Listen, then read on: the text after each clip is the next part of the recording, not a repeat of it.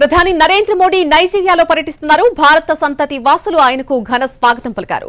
Nigeria, Brazil, గయానాలో Modi పర్యటిస్తారు. Nigeria అధ్యక్షుడు బోలా అహ్మద్ టినుబుతో సమావేశమై ఇరు దేశాల ద్వైపాక్షిక సంబంధాలపై చర్చిస్తారు. ఆ తర్వాత G20 సదస్సులో పాల్గొనేందుకు మోడీ బ్రెజిల్ వెళ్తారు. ఈ సదస్సు సందర్భంగా G20 దేశాధినేతలతో సమావేశమవుతారు. అనంతరం ఈ నెల 19న గయానాకు వెళ్తారు. గయానా అధ్యక్షుడైన మొహమ్మద్ ఇర్ఫాన్ అలీ ఆహ్వానం మేరకు మోడీ ఆ దేశంలో 21వ తేదీ వరకు ఉంటారు.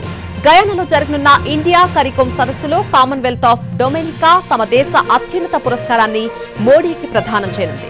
18, 19 తేదీల్లో రియో డిజైనీరోలో జరిగేటువంటి శిఖరాగ్ర సమావేశానికి మోడీ, చైనా అధ్యక్షుడు జిన్పింగ్, అమెరికా అధ్యక్షుడు జో బైడెన్లు హాజరు కానున్నారు.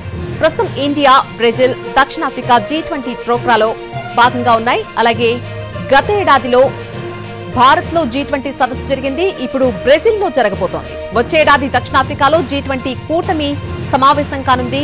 ఒక దేశం మరొక దేశానికి తన లెగసీని ట్రాన్స్ఫర్ చేస్తుంది. దీంతో ఈ 3 దేశాలను ట్రోకా కంట్రీస్ గా పిలుస్తారు.